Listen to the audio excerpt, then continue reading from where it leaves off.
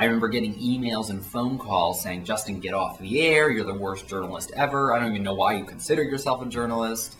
There was some hard times there. There was a lot of times where I felt like I should just give up. Why am I doing this if nobody likes it? No one likes what I'm doing. I felt really down because of the negative criticism. Because it wasn't just constructive criticism. There was some negative attacks as well. But I decided, you know what? I'm not going to let them get me down because this is something that I feel very strongly about. I feel that I had passion for it, and I still do. I have passion for broadcast journalism. Why would I let some people that are naysayers put me down? You know, while passion is something that you can't teach. Passion is something that you can't learn in a book. Okay? Skills, however, can be something that you can practice and learn. So I figured if I have passion, the skills will come with time. You know, practice makes perfect. So I decided to continue with the show. In this particular case, as the issue went on the air time after time after time, the quality of productions became better and better. The research was there. The interviewees of a great and varied range was there. And as a result, we got a lot of great community feedback on that. And as the first season progressed, I brought on more and more politicians. I felt it was a great opportunity to create a forum for politicians to come on to give their viewpoints and opinions, and especially around election time. I remember proposing the first live election show for TA-TV, and there was a lot of people that said, there's no way you can do it. There's no way you're going to be able to put together a 3-hour live election show the night of the election. Number one, no one's going to do it. Number two, it would be impossible to get all that together in a short amount of time. And number three, it's never been done before. And I remember hearing that all my life. Oh, it's never been done before, Justin. We need to stick to the status quo. But I said, you know what? I'm going to prove you wrong. I'm going to prove you that we can do this live election show and it's going to be a success. So we did. We put on a 3-hour live election show in the 2006 election. It was around the gubernatorial race. So there was a lot of talk surrounding it. It was a lot of work putting together a 3-hour live election show, but it was necessary for the community because we brought in the results live to the people of Saco right from our studio. So I felt very proud of that. TA-TV has been wonderful for the last 3 years that actually you've been doing the issue and you've been covering politics live in the city of Saco. That's something that's never been done before. I think it's very important to the people, actually, when the polls close at 8 o'clock, that they can go to TA-TV and listen for some live election results from City Hall. It's very difficult to find local election results until the next day, and even the next day, the Journal may not have them until 2 o'clock in the afternoon, and the Portland Press-Herald doesn't have them. So I think it's been vital for people in Saco that like to know what's going on, and they like to know right away. My second season of the issue was really interesting. I decided to step it up. There's this phrase from STM called skills pay the bills. Well, I wanted to improve my skills, so I practiced to try to get better. I really wanted to do better than the first season, so I decided I'm not going to have any students on. I'm going to only have politicians. Your professionalism that you've shown, you're always prepared with all of the questions that go in. You're very well informed on the issues, which is very surprising for somebody that started out as a sophomore in high school. When I sat down with you for the first time for an interview, and you had gone through my entire bio, knew everything about me, knew all the bills I had sponsored, I must confess I was a little flabbergasted. So you've helped polish me also when I do my interviews, because now I know when I come on the issue, I better be prepared for anything that you can throw on me. So without a doubt, I think the issue has really grabbed hold in Saco because of your professionalism, your dedication to it, your homework, your research that you've done on all of the issues, and also your capability to reach out to people and invite them on to talk about timely subjects. And it was a really important year because the 2008 election was readily approaching. So there was a lot of candidates, especially for Congressional District 1 race. I had the opportunity of interviewing all of the Congressional District 1 candidates, which I believe, if my calculations are correct, there was over 7 of them. So to have TA-TV cover that was really record-breaking. We did our second live election show, and it was even better than the first one because we broadcasted from 2 locations.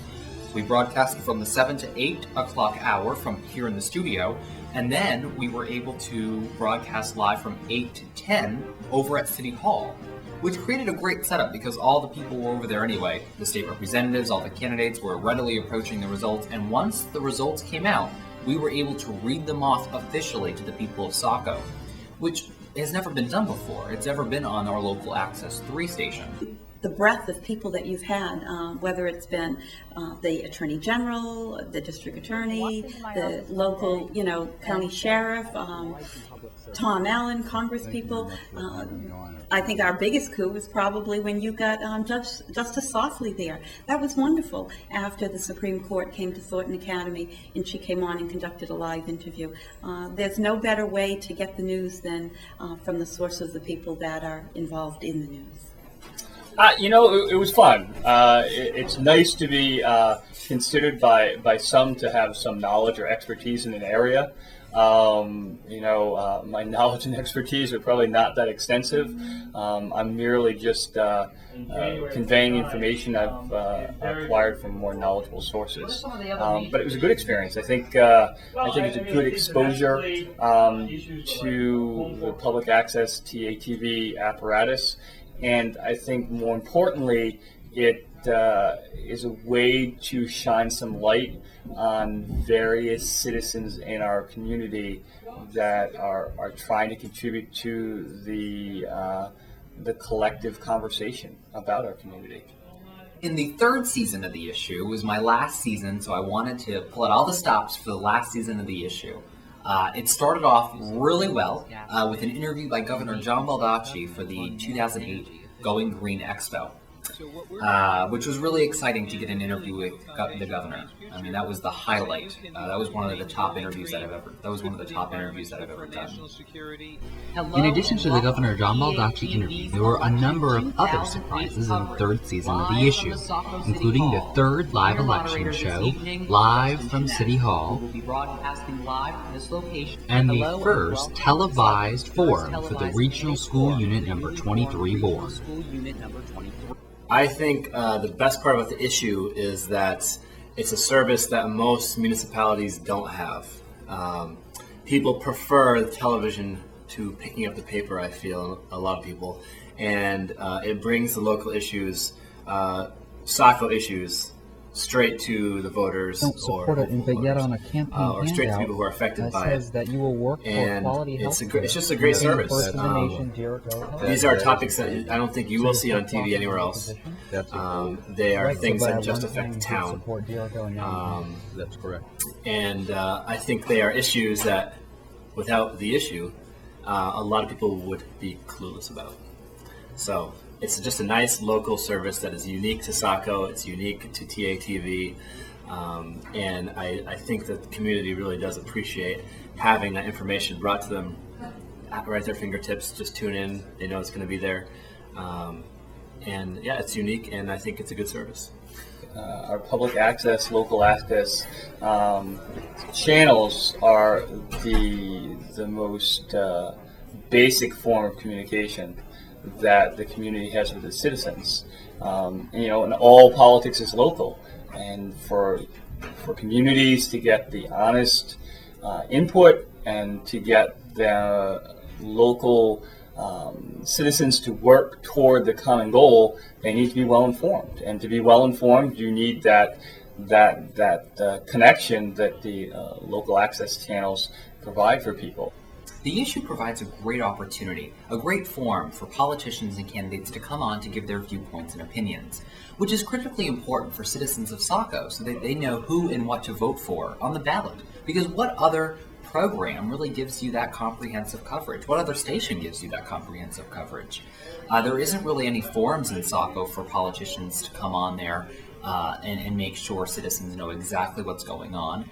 And there isn't really any candidate forums either. So TATV in the past few years has been the source for local politics. So I really feel proud of that, that a number of us have really made that our top priority here at the station. I think the issue has been extremely important for me because you've always afforded me the opportunity to come on and speak about serious issues, especially when I was on appropriations for 2 years. We did a lot of stuff on the budget, and that was very, very timely to come up.